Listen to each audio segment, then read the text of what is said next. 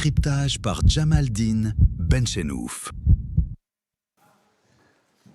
Bonsoir. Aucun Algérien, ni aucune Algérienne ne peut comprendre, ni encore moins accepter, cette attitude frileuse, voire hostile, à toute forme de reconnaissance des méfaits du colonialisme en Algérie 132 années durant. Et plus fort encore, aucun Algérien ni aucune Algérienne, ni le dépôt sacré d'une mémoire trop longtemps violentée, ne peut accepter que de telles souffrances pendant si longtemps endurées ne soient ainsi passées en perte et profit parce que l'extrême droite française, qui s'érige en gardienne d'une mémoire nationale qui refuse de se regarder dans le miroir de l'histoire, ne veut pas que ça se fasse. Parce que l'opportunisme politique et les séducteurs de la haine politique en France ne veulent pas perdre l'électorat fasciste en rade. Il y en a même eu qui n'ont pas craint de parler du côté positif du colonialisme, de sa portée civilisationnelle, et qui ont glissé sous le tapis la poussière des carnages, de la dépossession, de la torture, des viols, des déplacements massifs des populations, des tentatives forcenées d'évangélisation, et je passe sur tout le reste. Toute la population algérienne adhère donc à cette aspiration collective de tout un peuple à une juste réparation, d'abord morale et plus selon les circonstances et la disposition du côté français à laver son propre honneur, comme cela a été consenti à la communauté juive pour ce qu'elle a subi pendant l'occupation de la France par l'Allemagne et la collaboration de Vichy aux déportations. Pourtant, et pour remettre justement les horloges à l'heure du réalisme politique, la communauté juive, malgré son immense influence sur la scène politique française, sa très forte représentation à tous les niveaux de l'État et de la société civile, a pourtant mis des décennies de laborieux lobbying et d'habileté pour parvenir à toutes ces fins mémorielles et de réparation par la phase ultime de la reconnaissance par le président Jacques Chirac de la responsabilité de la France pour la déportation et l'extermination de dizaines de milliers de Juifs français pendant la Deuxième Guerre mondiale. C'est dire qu'une telle démarche est à manipuler avec beaucoup de tact et de diplomatie. Or, le régime algérien sait parfaitement ce qu'il en est dans la très complexe situation politique française et les très fragiles équilibres sur ces questions de reconnaissance des crimes coloniaux. Avec les méthodes qui sont les siennes, tout ce qu'on veut, sauf délicate, sauf habile, et ce dispositif législatif sur la criminalisation du colonialisme français, avec ses exigences de reconnaissance, d'excuses et de réparation financière, le pouvoir algérien sait parfaitement qu'il n'obtiendra jamais, en les circonstances actuelles, ce qu'il demande de façon aussi brutale. Il n'en sortira que du négatif, autant pour les Algériens que pour les alliés politiques français du pouvoir algérien lui-même. Et une grosse dose de vitamine pour l'extrême droite qui va jubiler et qui va renforcer son électorat. Le but de cette loi n'était donc pas destiné à obtenir quoi que ce soit de concret, juste du populisme domestique et l'inépuisable recours au fonds de commerce mémoriel.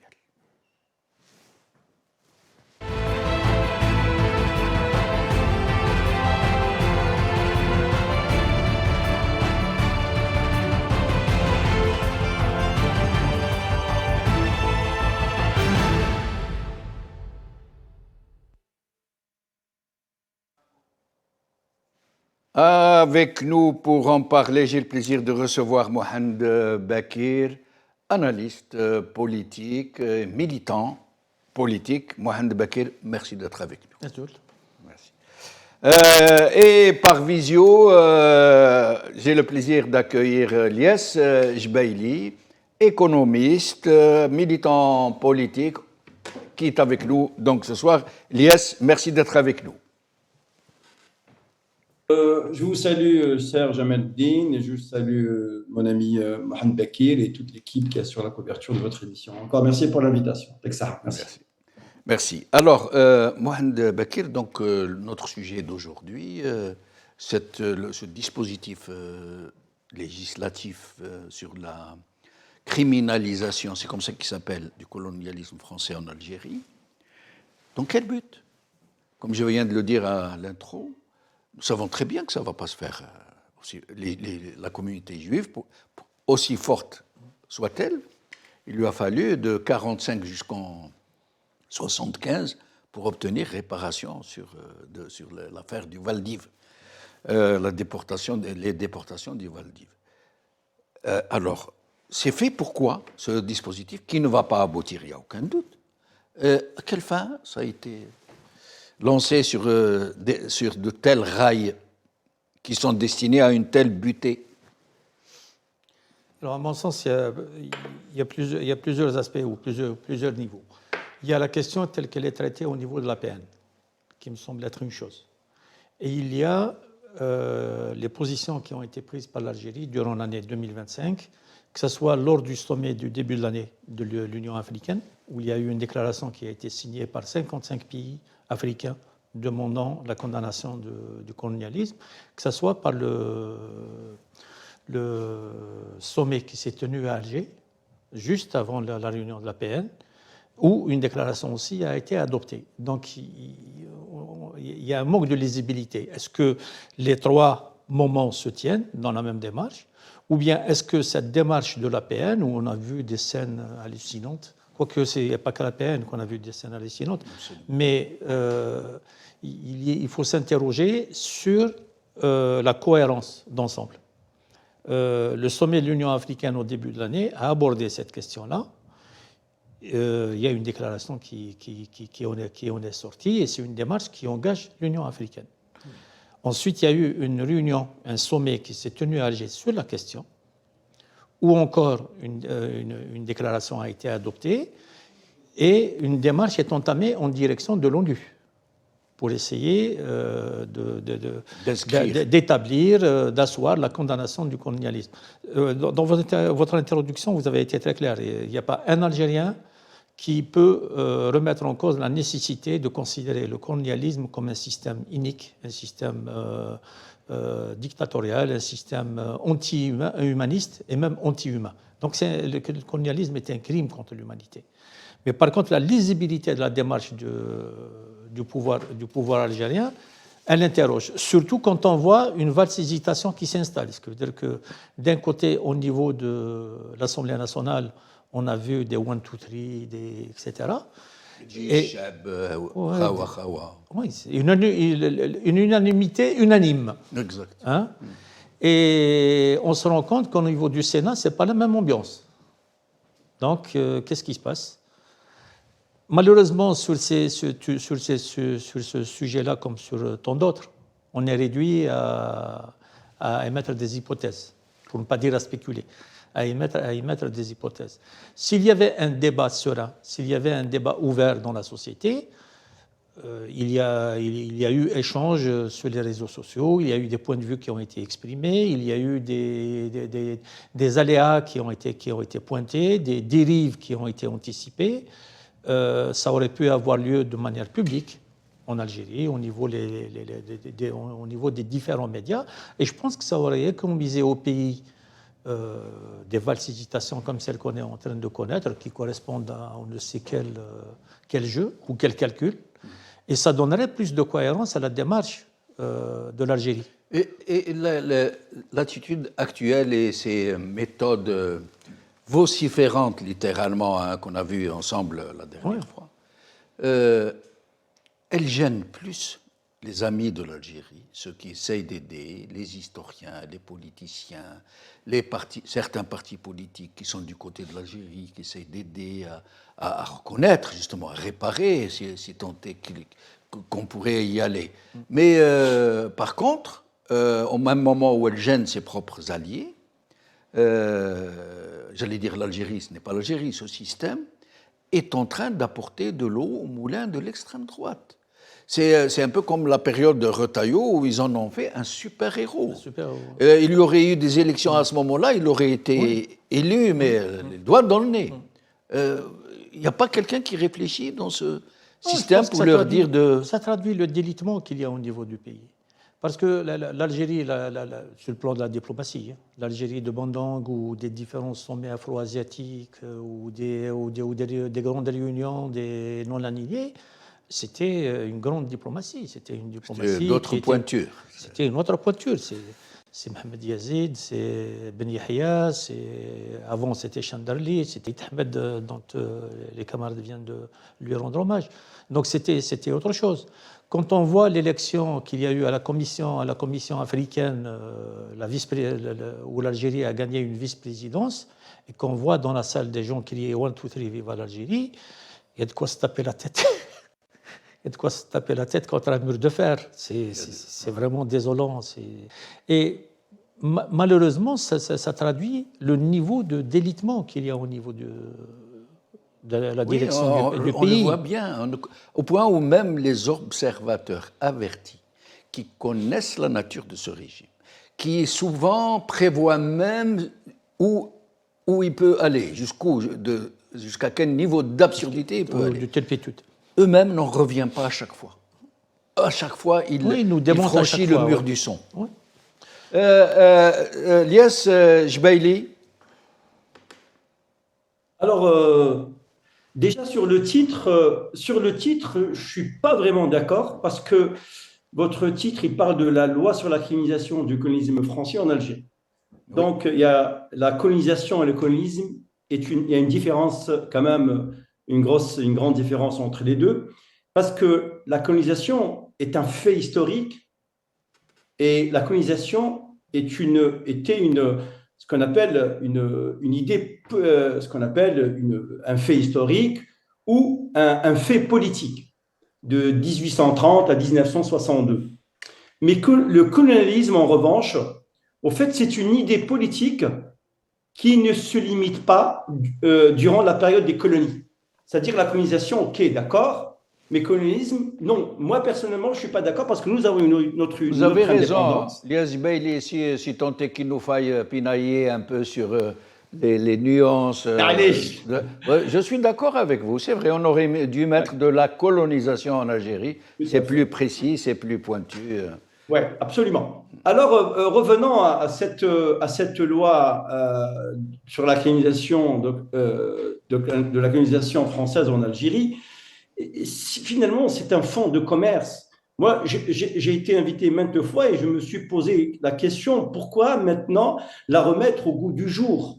C'est-à-dire, on a le temps et les moyens, on a l'espace dans le temps pour revenir vers la France. On essaie un petit peu de régler cette question de façon définitive. Encore, il y a une sémantique entre les mots.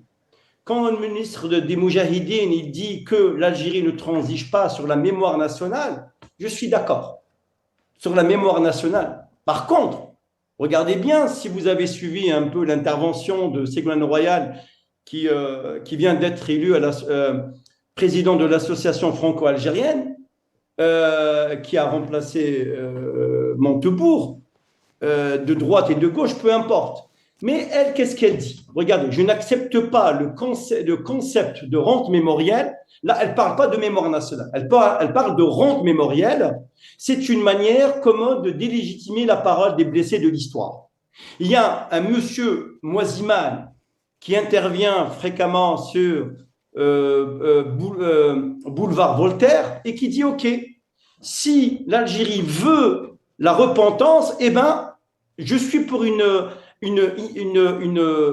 repentance partagée. parce qu'avant 1830, il y avait des razzias barbaresques et tout, donc on remonte encore. Finalement, on est dans un cercle infernal. Alors, pour moi, je dis bien personnellement en tant qu'Algérien, moi je dirais plutôt, faut un traité d'amitié. On a parlé aussi de repentance, mais repentance à consonance un peu religieuse, un petit peu pour les chrétiens. Donc, pourquoi pas un traité d'amitié à l'image de celui italo-libyen, ou même, je dirais, franco-allemand, pour essayer de sceller définitivement. Mais je pense, oui, Jamel, je pense qu'il n'a jamais été, à ma connaissance, il n'a jamais été question d'indemnité pécuniaire durant la colonisation. Je pense que c'était pour réparer, une réparation historique de la colonisation française durant... On va y arriver. On va arriver à ce volet de la réparation financière, mais avant, je voudrais vous poser une question qui est en fait contenue dans le titre. L'IS, ce régime, aussi composé de gens aussi stupides qu'ils sont en réalité. Tout le monde sait qu'ils sont dans le bouafascisme. C'est des soudards, c'est des gens qui ne voient pas plus loin que le guidon.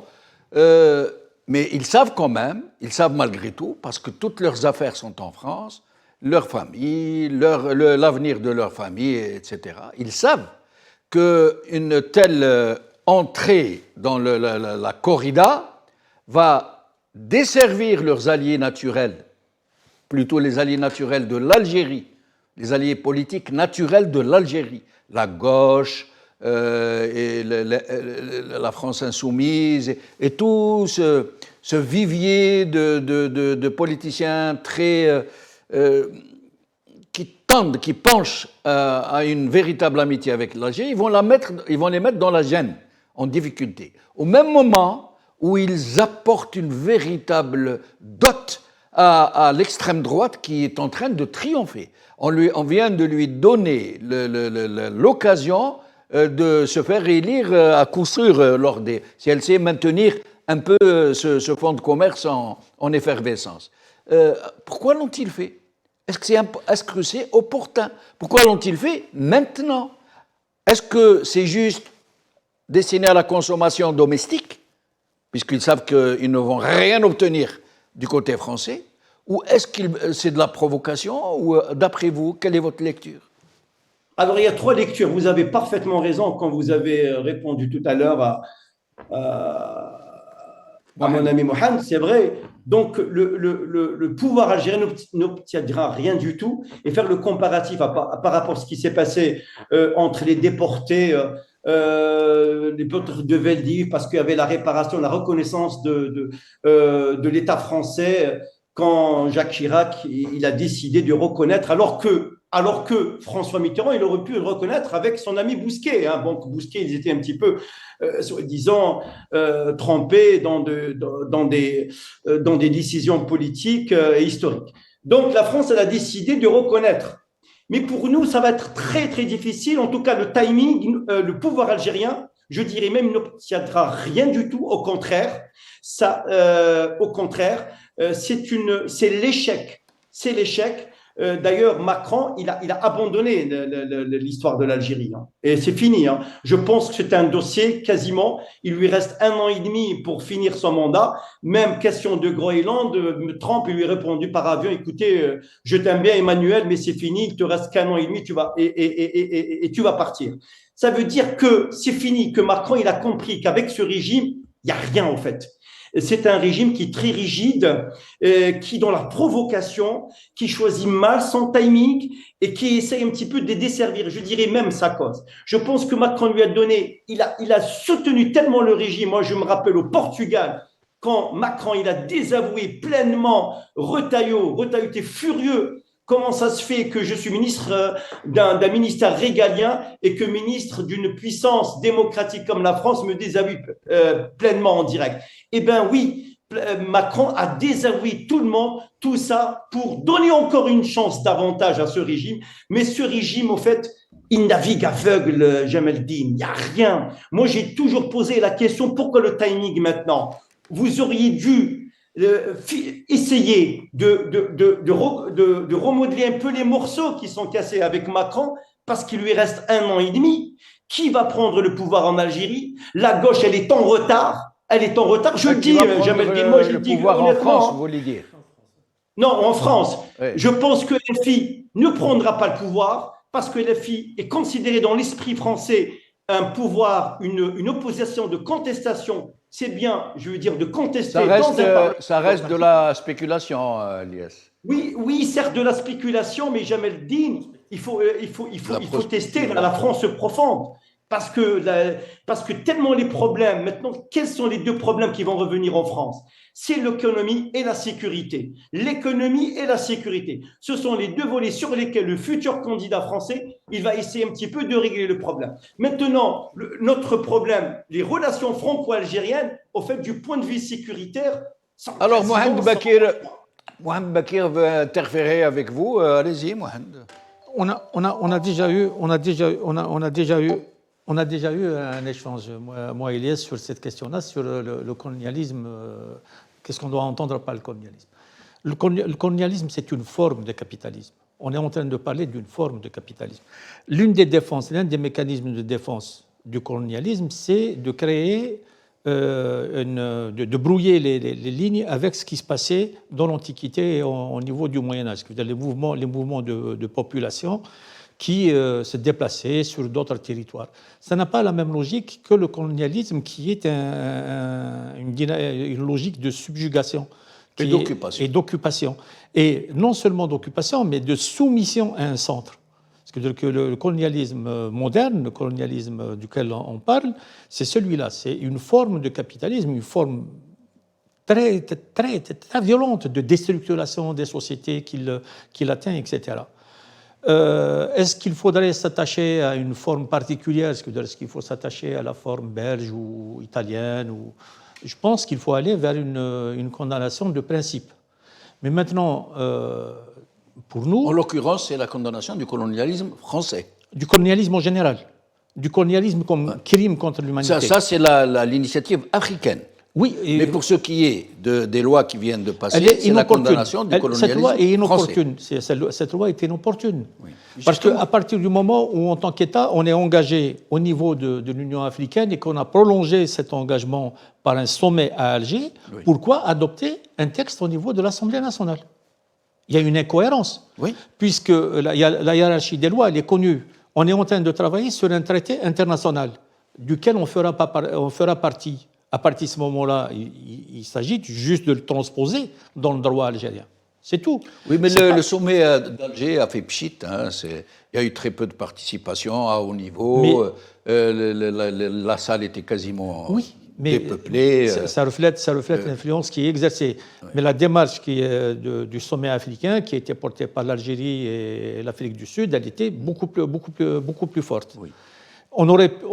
L'Algérie pourrait rester dans cette logique de travail au niveau de l'organisation continentale. Mais là, c'est une initiative parallèle, qui ne s'inscrit pas dans ce cadre.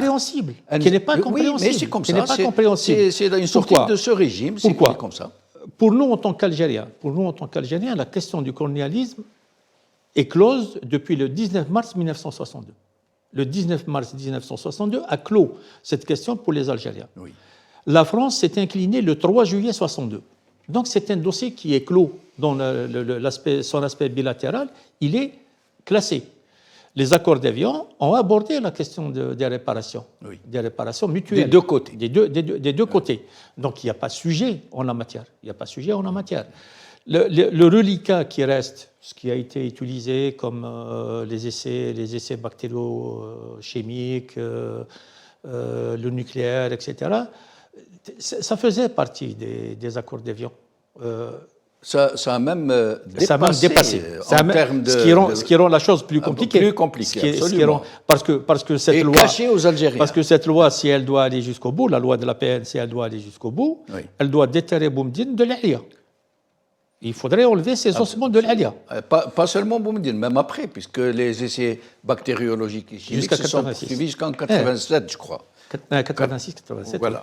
Donc pour nous, la question est close depuis dans son aspect bilatéral. Oui. D'accord. Il reste l'aspect historique. L'aspect historique, on ne peut pas avoir la même démarche que les Français. Et justement, c'est là où l'initiative de Tebboune d'aller vers l'écriture d'une mémoire commune est une ineptie totale. C'est une ineptie totale. Parce que notre mémoire, c'est une mémoire anticoloniale. Et jusqu'à preuve du contraire, la mémoire française est une mémoire coloniale. Donc, il ne peut pas y avoir de compromis entre les deux. C'est un non-sens. Et en parlant des progressistes français, ils n'ont pas à interférer avec notre conception. Ce n'est pas en direction de l'Algérie qu'ils ont à faire un geste. Oui. C'est vis-à-vis de leur patrie, de leur histoire. Absolument, de leur honneur. La question du passé colonial de la France, c'est une question franco-française. Absolument. Mais il n'empêche qu'ils manifestent de la sympathie pour la victime. Nous sommes un État reconnu dans la communauté internationale. Oui. Ce qui veut dire qu'ils n'ont à nous manifester aucune sympathie. Lorsque, par exemple, Sarkozy a prononcé cette fameuse ineptie de colonialisme positif, les côtés positifs du colonialisme. 2005. Il y a eu une levée de boucliers de Mais toute la gauche. Il ferait mieux de faire une telle levée par rapport à leur histoire même. Parce que qui est dans la contradiction? C'est l'establishment français qui est dans la contradiction. Oui. Les valeurs de la Révolution française sont des valeurs généreuses, sont des valeurs extraordinaires. Moi, je m'en réclame, ces valeurs-là. Les combattants de novembre, les combattants du mouvement national se réclamaient des valeurs de la République française. Tout à fait. Mais qui est en contradiction avec ces valeurs-là? C'est l'establishment français, c'est la classe politique française. Donc c'est ça le vrai problème.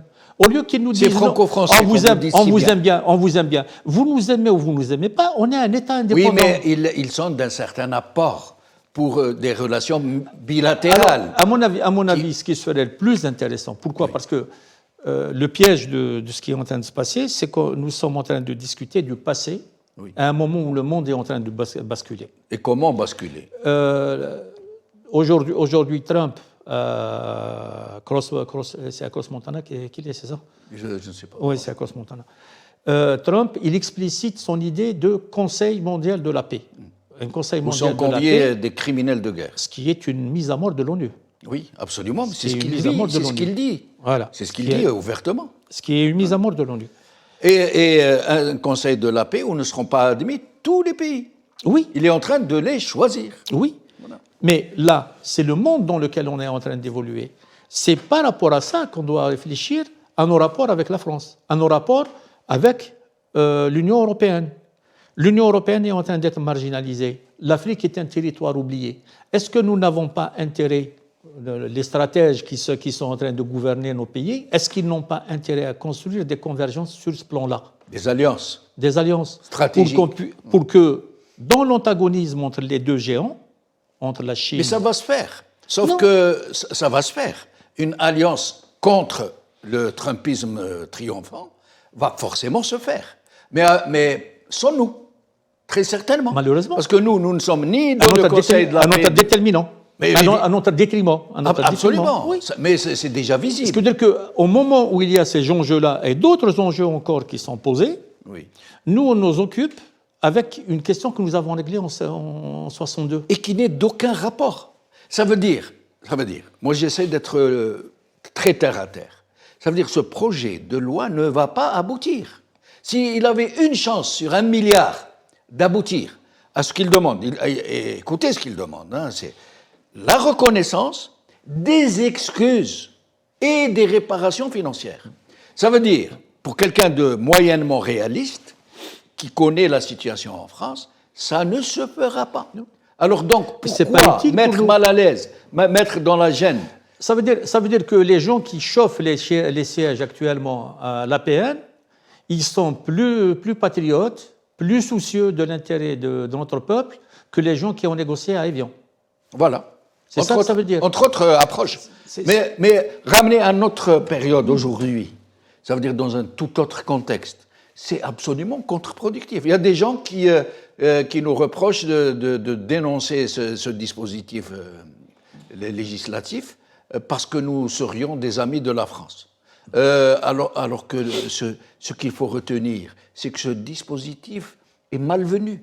Il n'a aucun avenir. C'est impossible. Alors que, dans la réalité des choses, il n'a été mis sur les rails que dans un but démagogique.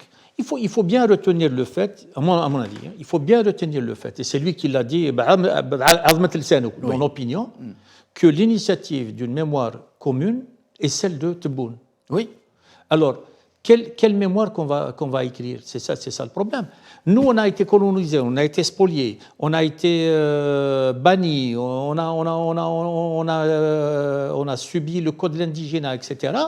Et la France a bénéficié de tous les avantages que produisait Mais sa peut-être colonie. que cette commission qu'il a appelée de ses voeux, composée de M. Benjamin Stora et de l'autre côté de M. Chéry, avait pour mission, dont les contours sont très vagues, peut-être de mettre en place une feuille de route, comment faire pour les archives, comment faire pour la mémoire, comment faire pour recueillir des témoignages. Les archives, pour l'essentiel, elles sont numérisées et elles peuvent être à la disposition non seulement de l'Algérie et de la France, mais elles peuvent être à la disposition du monde entier. Oui, mais beaucoup sont encore classés secret défense. Donc, c'est de lever les sceaux qui sont encore... et c'était le rôle, entre autres, de cette commission de préparer le travail. Côté français, le travail a été... Moi, personnellement, j'ai apostrophé Stora pour lui demander est-ce qu'ils avaient l'intention de remettre les archives. Parce que pour moi, c'est une catastrophe. Et Chéry l'a dit. Il a réagi en disant qu'il n'a jamais été question de remise des archives. Ben voilà. Pourquoi? Ces archives-là, c'est une mémoire. C'est la mémoire des deux peuples. C'est une partie de la mémoire de l'humanité. Sachant comment les archives sont traitées chez nous, je préfère qu'elles restent en France. Les archives du Malg, par exemple, ne sont toujours pas communiquées. Et certains, parmi du côté algérien de la commission, ont clairement dit que si les archives sont livrées au public, nous risquons quelque chose de très gravement dangereux. Nous risquons de perdre nos œillères et de nous éveiller pour de bon. Entre autres. C'est tout. Alors, Lies Jbeili, nous allons écouter M. Tebboune nous dire ce qu'il va nous dire. Vous allez écouter et puis nous allons poser une question sur ce qu'il est en train de dire. نحاسبك على التاريخ. انت وليت قوة نووية وانا خليت لي المرض. ما زال سكاننا في رقان ما زالوا يعانيوا من الانفجارات النووية. وانت دخلت في الكلوب دي بيي كيهم لا بومب اتوميك. اروح ننظف، ما قلتلكش حاجه اخرى، اروح ننظف برك الوسخ اللي خليته. ما تعطينيش دراهم، ما عندي ما ندير بدراهمك. Alors, Lies Jbeili, d'un côté, lui, il dit je ne veux pas de réparation financière. De l'autre côté, le projet de loi propose d'exiger des réparations financières à la France. Et le projet a été adopté par les deux chambres. Cette première question, qu'est-ce qui se passe? Pourquoi aller dans des sens aussi divergents? Et l'autre question, lorsqu'il nous parle des essais nucléaires, bactériologiques et chimiques, et qu'il demande à la France de venir nettoyer ce qu'elle a laissé, d'abord, jamais il n'a été établi qu'il y ait encore à ce jour des retombées sur ces essais nucléaires, chimiques et bactériologiques. Et ensuite, il oublie de préciser que la République algérienne démocratique et populaire, le système dont il faisait partie lui-même, était complice avec la même France pour ces essais qui étaient classés secret défense cachés au peuple algérien. Lui-même, M. Tebboune, était au courant. Tous les ministres, tous les hauts responsables, toute la presse étaient au courant, sauf le peuple algérien qui ne savait pas qu'on mettait de tels essais au-dessus de sa tête et sous ses pieds. Lies Jbeili. Si tu permets, cher Jamaldine, mi culpa, parce que ton titre, il est juste apparemment, c'est pas par rapport à la sémantique des mots colonisés, des mots de la colonisation. ton titre, il est juste la loi sur la criminalisation du colonisme français.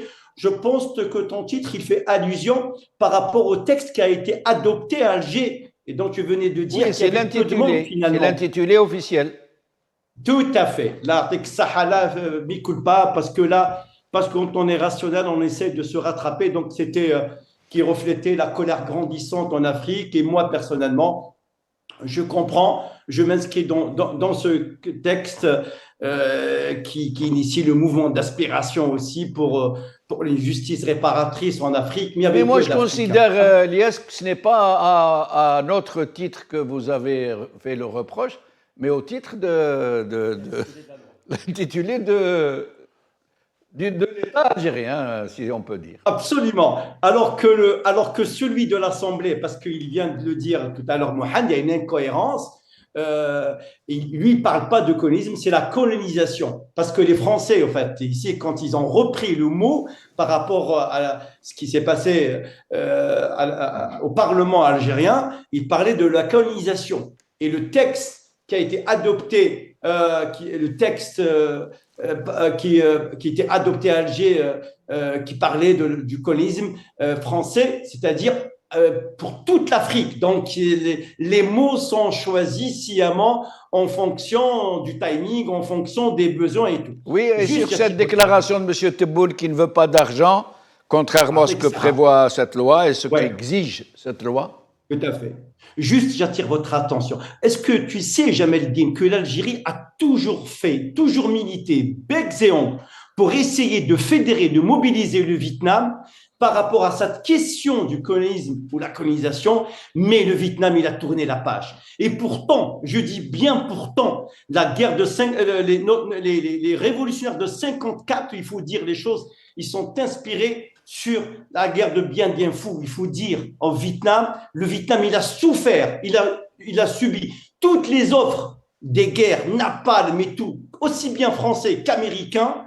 Mais comme c'est des gens qui sont pas, comme c'est des dirigeants, des politiques qui sont pas dans la démagogie, et parce qu'ils ont tourné la page, parce qu'ils ont mis le Vietnam sur le vecteur du développement et de la projection, donc ils sont jamais acceptés de faire partie je veux dire, de cette mobilisation et tout, parce que c'est des choses qui se règlent de façon apaisée, dans une société apaisée. Et surtout quand le timing il est apaisé. On ne peut pas régler nos différends quand les relations sont mauvaises, quand les relations sont quasiment défaillantes à la limite de la rupture. Mais ça, on voit très bien que le pouvoir algérien cherche la provocation, parce que c'est une provocation. Moi, je suis algérien. C'est normal, il faut une réparation, mais il faut donner le temps au temps. C'est l'espace et le temps qui dimensionnent la décision politique. Et puis, Lies Bailey, vous l'avez dit vous-même, lors d'une précédente émission. Vous avez dit que personne, aucun chef d'État français, aucun président français n'a fait autant de chemin vers la reconnaissance que M. Macron. Reconnaissance de grandes personnalités historiques assassinées par la France qui n'ont jamais été reconnues, mise en place de cette fameuse commission historique, baptisation de rues, débaptisation de rues au nom de criminels de guerre lors de la colonisation. Normalement, la logique aurait voulu que ce régime aille dans le sens de Macron pour l'aider, pour le faire avancer encore davantage, pas de lui mettre des bâtons dans les roues. Absolument, absolument. C'est que Macron, d'ailleurs, c'est pas moi qui l'ai dit. D'ailleurs, je n'ai pas la paternité de cette réflexion. Elle revient de droit à M. Benjamin Stora. Quand il a accordé à Libération, je pense, il y a des mois de cela, il a dit Macron demeure le seul président français qui a fait plus de gestes à l'égard de l'Algérie ou à l'égard du pouvoir algérien. Mais la contrepartie, il n'y a rien. Au fait, c'est qu'ils ont complètement tourné le dos à Macron. C'est suite que Macron il a décidé en tant que président d'une nation souveraine, chaque pays souverain, il décide comme il veut.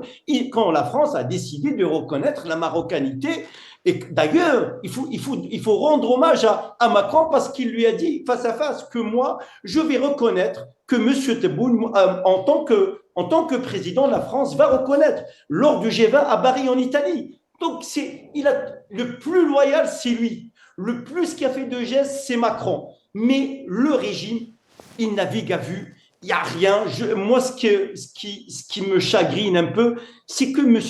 Tebboune, qu'il soit chef d'État ou président de la République, je veux dire, c'est des inepties. Mais d'ailleurs, c'est durant le mandat de Tebboune que l'Algérie a vécu ces heures les plus sombres quasiment avec une bonne majorité de pays, avec l'Espagne, avec la France, la rupture des relations diplomatiques avec le Maroc. Moi, je le dis, même, Jamel D. Est-ce qu'il fallait opter pour la rupture des relations diplomatiques? Est-ce qu'il ne fallait pas garder un canal diplomatique minimal pour essayer un petit peu de régler Il y a Mohamed qui vous interpelle. Je pense qu'il faut juste intégrer un élément, c'est que on parle du pouvoir algérien, mais sans tenir compte des changements du balancement qu'il y a eu en 2019. C'est-à-dire que Macron, il est arrivé en 2017, si je ne me trompe pas, il est arrivé en 2017, il a fait des ouvertures, mais il avait en face de lui le pouvoir de Bouteflika. Et à partir de 2019, il y a eu un balancement. Or, ce balancement, il a des répercussions géopolitiques. C'est-à-dire que l'Algérie se positionne de plus en plus contre la France et se positionne en faveur d'autres puissances. Et je pense que c'est quand même quelque chose, que c'est un élément qu'il faut garder à l'esprit. Certainement que le pouvoir français est resté un petit peu sur la même lancée en essayant de ne pas acter le divorce, alors que l'équipe à Alger glissait de plus en plus vers des intérêts plutôt turcs pour bien situer les choses et contre les intérêts français. Oui. Je pense que c'est un élément d'analyse qui est important. Absolument. Vous avez tout à fait raison. C'est parce qu'une partie du régime très rattachée à Tebboune, intimement, j'allais dire, rattachée à Tebboune, a entrepris des ouvertures commerciales énormissimes avec la Turquie. Et les gens qui avaient des intérêts assis, des intérêts consolidés avec la France, se sont retrouvés en prison. Voilà. Il n'avait plus de levier de... Absolument. Voilà. Par contre, sur l'attitude victimaire, parce que ce qu'on a entendu, c'est un discours victimaire. خليت لي الشعاع وديت la bombe atomique, etc. L'État algérien, c'est un État souverain. Ces zones-là, c'était des zones militaires. Pourquoi l'État algérien ne les a pas démilitarisées? Il aurait fait un musée, un centre international d'études sur les retombées des essais nucléaires, sur l'utilisation des armes bactériologiques. Ils n'auraient pas construit un camp de concentration pour des opposants politiques sur le même territoire. Des initiatives sont possibles pour l'État algérien. Oui. Permettre à l'humanité de faire de la recherche, de faire des études, à tous les citoyens du monde, et de venir... tout dire au peuple algérien. Et tout dire sur... Allez, Tebki, Yakhrak Doula. Prends des décisions. Tu prends des décisions, tu les appliques et tu avances. Ce n'est pas la même situation qu'avec les frontières. Au niveau des frontières, il y a eu un problème avec la France et qui reste présent jusqu'à présent, c'est le schéma de minage des frontières. Là, c'est un problème purement militaire. C'est des zones qui ne peuvent pas être démilitarisées, il faut des détecteurs, il faut des équipes pour déminer ces espaces-là. Mais pour ce qui est des espaces qui ont servi aux essais nucléaires, déjà toi, pourquoi tu n'as pas développé une filière de l'université algérienne? Oui. Tu as ce terrain de recherche. Absolument. وتروح تبكي قال خليتوا لي ودرتوا لي etc. راك دولة ما راكش. Et ils sont dans cette posture victimaire, comme vous dites. Victimaire. Alors, il ne nous reste plus beaucoup de temps. J'aimerais que vous puissiez discuter entre vous d'un sujet que je vous soumets.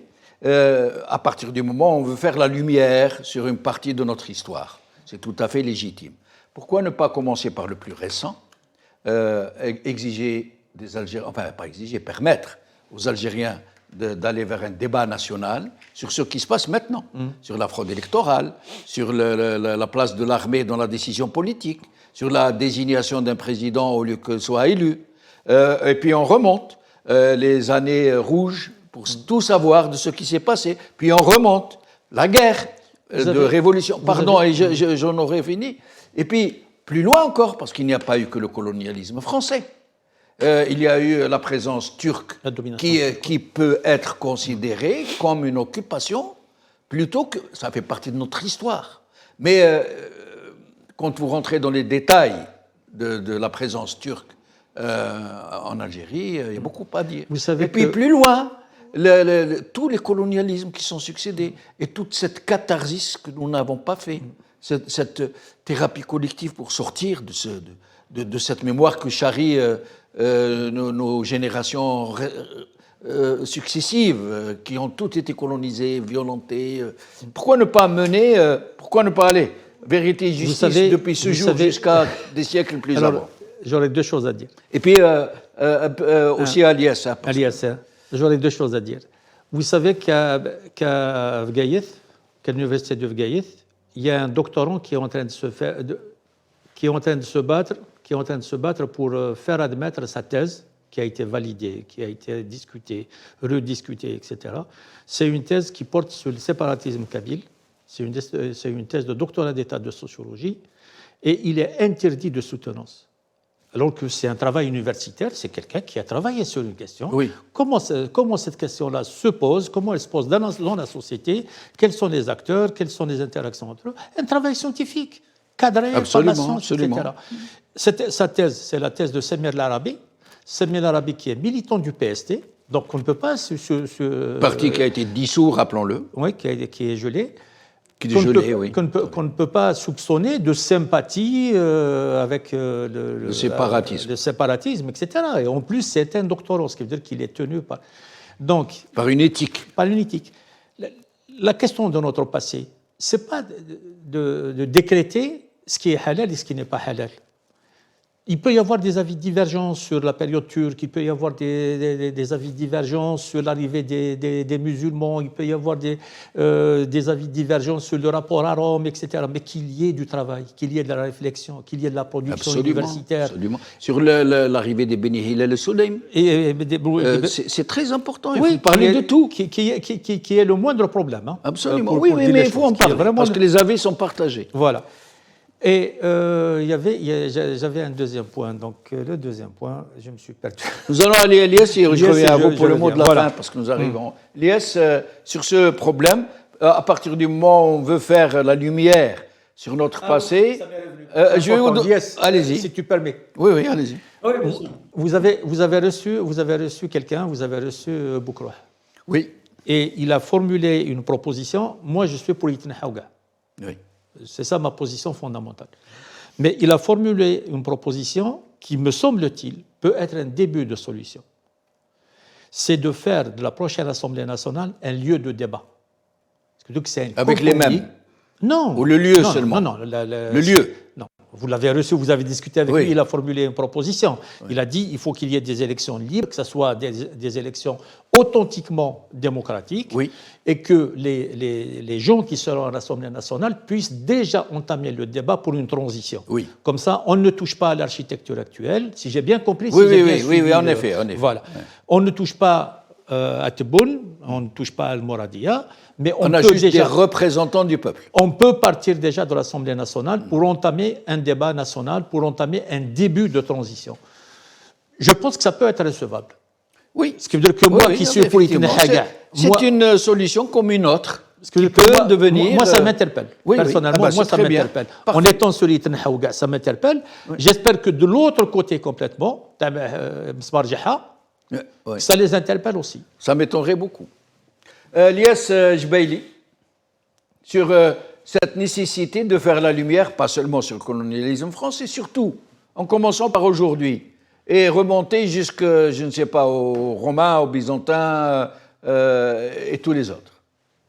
Moi, je ne suis pas vraiment pour. Il faut le temps. Les Américains ne sont jamais revenus sur la guerre de sécession. Les Américains ne sont jamais revenus sur certaines périodes de leur histoire. Les Français, sur la guerre de sécession, Lies, il y a de quoi remplir 3 bibliothèques d'une grande ville. Absolument, mais... Allez-y.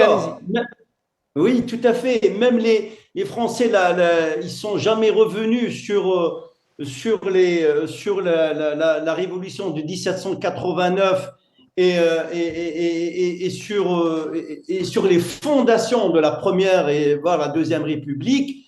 C'est-à-dire, je suis d'accord, c'est-à-dire il faut se projeter, il faut désaliéner notre passé. Le passé, il faut le repenser d'une autre manière. Il faut ouvrir le débat, mais un débat apaisé. Est-ce qu'on est apte, est-ce qu'on est capable maintenant, est-ce qu'on a tout, on a les compétences, mais est-ce qu'on a les facultés mentales et physiques de mettre à table tout ce qu'il faut pour une autre Algérie. Il faut désaliéner le passé, ne pas rester otage du passé. Je suis d'accord, quand M. Tebboune on m'a reproché de ne pas dire réélu. Ok, désigné ou réélu, sur le plan institutionnel réélu, mais pour nous, il est désigné, certes, peu importe, oui, mais il a promis un dialogue ouvert, inclusif. Il a invité toutes les forces vives de la nation pour une autre Algérie. Qu'est-ce qu'on attend maintenant? Il faut faire quoi pour ce pays qui est tant martyrisé? On va remonter les Vandales, comment Saint-Augustin,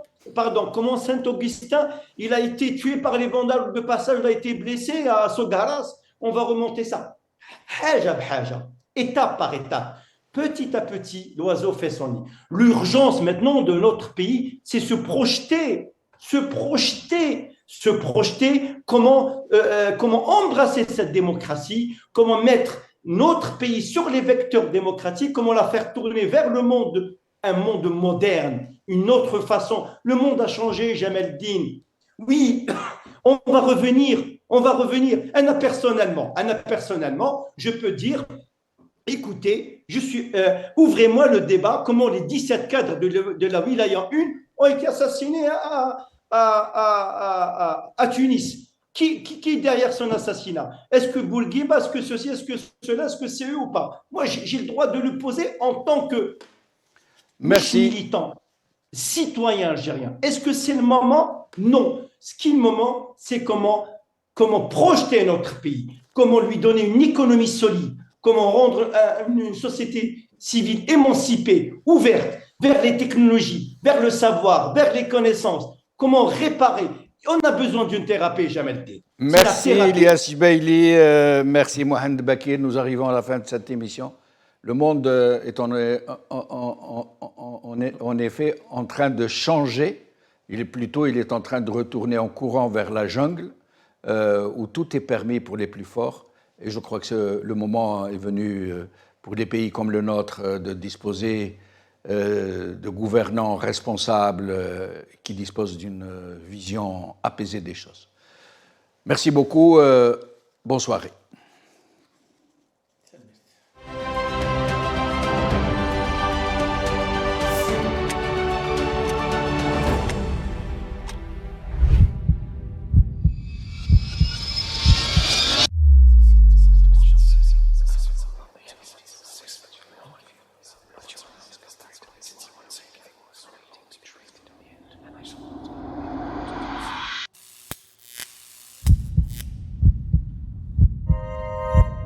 Décryptage par Jamaldine Benchenouf.